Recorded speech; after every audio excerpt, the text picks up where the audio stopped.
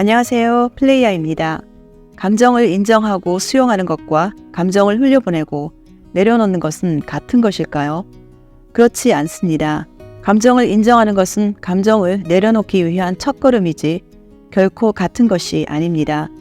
감정을 내려놓게 되는 것은 감정 작업을 제대로 했을 때 자연스럽게 일어나는 가장 마지막 결과입니다.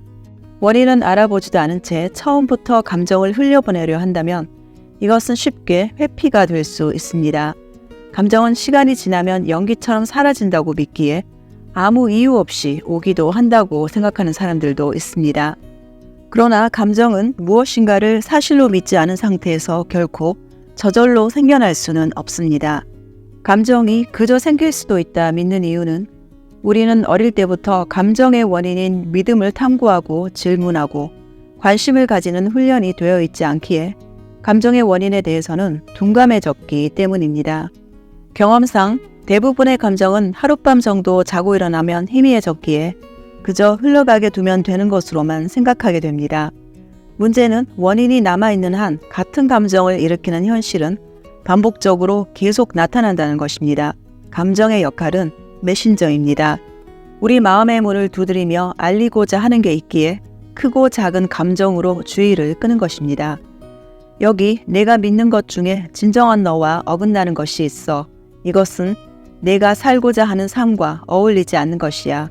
그러니 꼭 알아보도록 해 라는 메시지를 전해주고 있습니다. 감정이 없다면 삶은 나침판 없이 사막을 떠도는 것과 같습니다. 감정은 우리가 가고자 하는 길을 잘 가고 있는지 이탈했는지를 알려줍니다. 간혹 우리는 어릴 때 남에게서 들은 아주 말도 안 되는 것을 여전히 무의식적으로 믿고 있는 경우도 있습니다. 한 예로 설거지를 할 때 식구들이 남긴 음식을 버릴 때마다 죄책감이 느껴지는 주부가 있었습니다. 어릴 때부터 엄마에게서 음식을 버리면 죽어서 쓰레기통과 하수구에서 다시 주워 먹어야 한다는 그 말 때문이었는데 어느 날은 신이 정말 자애롭다면 인간인 나도 내 자식에게 하지 않을 그런 짓을 과연 신이 나에게 요구할까 하는 생각과 함께 그 믿음이 얼마나 어처구니 없는지 깨닫게 됩니다. 그 믿음은 완전히 넌센스로 느껴짐과 동시에 설거지를 하면서 그릇을 비울 때마다 가지던 그 죄책감과 두려움 역시 동시에 사라져버리게 됩니다. 이것은 가벼운 예이지만 믿음과 감정의 관계, 그리고 그것을 내려놓게 되는 메커니즘을 설명하기엔 충분하리라 여겨집니다. 이처럼 누군가로부터 들은 얘기를 나의 사실로 믿고 있는 것들이 우리에겐 아주 많습니다. 그것은 내 것이 아닙니다.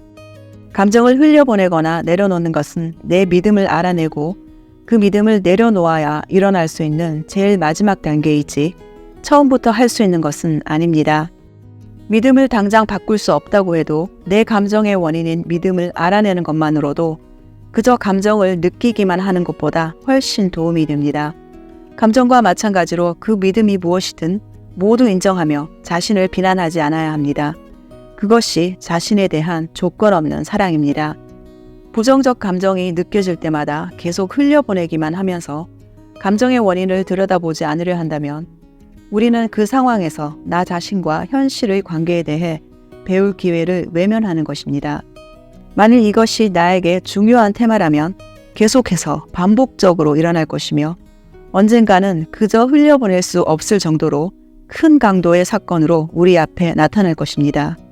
그러니 비교적 부드럽게 노크할 때 그 감정이 어디에서 왔는지, 나의 어떤 믿음과 정의가 그러한 감정을 일으키게 했는지 알아보는 것이 어떨까 합니다. 물론 그러한 선택을 할지 안 할지는 모두 개인의 완벽한 자유입니다.